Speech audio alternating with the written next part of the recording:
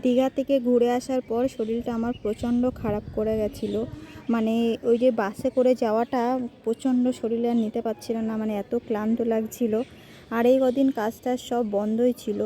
দীঘাতে গেলে আমি মনে করি ট্রেনে যাওয়াটাই ভালো, বাসে যেন কেউ না যায়, প্রচণ্ড কষ্ট। আর বাদ বাকি ওই RG কলের ওই মেয়েটা মারা যাওয়াতে মানে রাস্তা অবরোধ ছিল, আমরা জানতাম না। আমাদের রাস্তাতে 7 ঘন্টা আটকে দিয়েছিল। মানে ওখানে আরও শরীরটা বেশি খারাপ করে গেছে গরমে বাসের মধ্যে।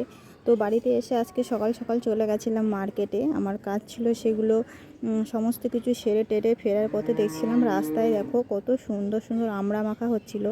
এই যে আমড়া মাখা দেখেই লোভ লাগছিল। আর বললাম না শরীরটা ভীষণ খারাপ, মানে খেতেও ইচ্ছা করছে না কোনো কিছু। এগুলো খেলে একটুখানি মুখে রুচি আসবে। আর এখানে ছিল কদবেল, আর ওই পাশে ছিল আমড়া। দুটো আমড়া, আমাদের রানাঘাটে দুটো আমড়া এক একটা আমড়ার পিস 15 টাকা করে নিচ্ছিল। তো আমি একটুখানি আমড়া মাখিয়ে বাড়িতে নিয়ে যাব খাওয়ার জন্য। আমড়াটা একটু মিষ্টি মিষ্টি ছিল, বেশ খেতেই ভালোই লাগছিল। আর মুখটাও একটুখানি ফ্রেশ হলো।